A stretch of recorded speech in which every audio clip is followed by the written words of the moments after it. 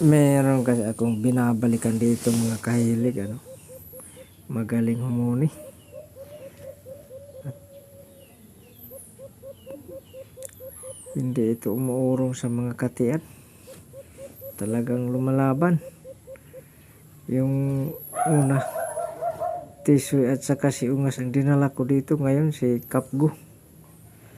Pero iba yung dumapo yung dalawa, nakikita ninyo. Hindi ito yung pakay ko dito. Iba naman yung dumapo, nasa baba lang siya, humuhuni.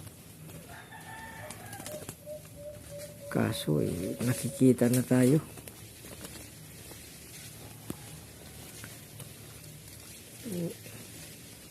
Sayang mga kahiling. Hindi natin mahuhuli itong magaling na alpas dito.